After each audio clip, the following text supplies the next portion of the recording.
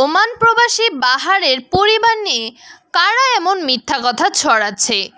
এছাড়াও মোহাম্মদ বাহারউদ্দিনের ফেসবুক আইডিটাও নাকি হ্যাক করা হয়েছে। কারা আছে আসলে এর পেছনে, আর কেনই বা তারা এমন করছে, এই বিষয় নিয়ে বিস্তারিত থাকছে আজকের এই ভিডিওতে। Hello viewers, welcome to viral video channel. তাহলে চলুন আর দেরি না করে শুরু করা যাক মূল ঘটনা। মোহাম্মদ বাহারউদ্দিন একজন ওমান প্রবাসী। 1.5 বছর পর তিনি নিজ মাতৃভূমি বাংলাদেশে ফিরে এসেছেন। তার ফিরে আসার খবরে তার পরিবারের সকল সদস্যরাই ছিল বেশ হাসি খুশি, এমনকি তিনি নিজেও ছিলেন বেশ আনন্দিত। কেননা তিনি এতদিন পর তার ঘরে ফিরছেন, মায়ের হাতের রান্না খাবেন, তার স্ত্রীর সাথে দেখা হবে, এমনকি তার কন্যা সন্তানকেও কোলে নিতে পারবে। কতই না আনন্দের বিষয়।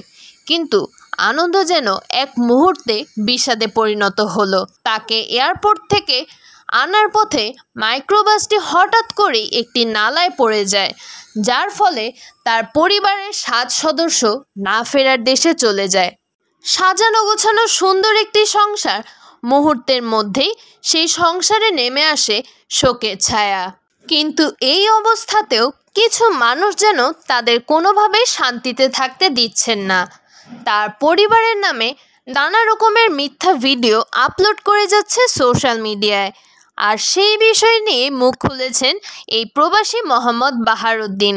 তিনি জানিয়েছেন যে যেই ভিডিওটি সোশ্যাল মিডিয়ায় ভাইরাল হয়েছে, যে মাইক্রোবাসে করে তার পরিবারের সদস্যরা তাকে আনতে যাচ্ছে, সেই ভিডিওটি তাদের পরিবারের কারণই নয়, বরং অন্য কোথাও থেকে সেই ভিডিওটি সংগ্রহ করে মানুষ তাদের পরিবারের সদস্য বলে চালিয়ে দিচ্ছে, যে বিষয়টি আসলে খুব দুঃখজনক।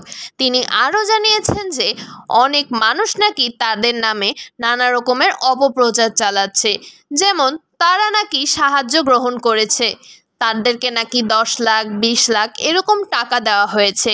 কিন্তু এই প্রসঙ্গে প্রবাসী বাহারউদ্দিন জানিয়েছেন যে তাদের সেরকম কোনো টাকার প্রয়োজন নেই। আল্লাহ তাদেরকে যেই অবস্থায় রেখেছে ঠিকঠাক মতো চলার তৌফিক আছে। যে কোনো ধরনের ঘটনা ঘটলেই এদেশের কিছু মানুষ যেন মিথ্যা ঘটনা নিয়ে হাজির হতে একদমই দেরি করে না। যেমন কিছুদিন আগে যখন পলাশ সাহার ঘটনা ঘটেছিল সেটা নিয়ে, এমনকি শিশু আসিয়ার যেই ঘটনা ঘটেছিল সেখানেও কিন্তু কিছু মানুষ এরকম মিথ্যা অপপ্রচার চালাতে ছাড়েনি।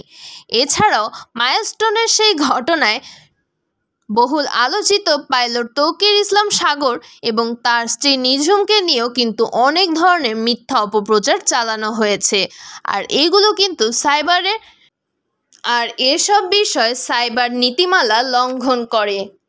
সো ভিউয়ার্স, আপনাদের এ বিষয়ে কী মতামত কমেন্ট করে জানাতে কিন্তু একদমই ভুলবেন না। আজকের ভিডিওটা এই পর্যন্তই। যারা আমাদের চ্যানেলটাকে এখনও সাবস্ক্রাইব করেননি অবশ্যই সাবস্ক্রাইব করে রাখবেন, আর রিয়েক্ট কমেন্ট করতে একদমই ভুলবেন না। পরবর্তী ভিডিও দেখার জন্য আপনাদের সকলকে আমন্ত্রণ রইল। ধন্যবাদ।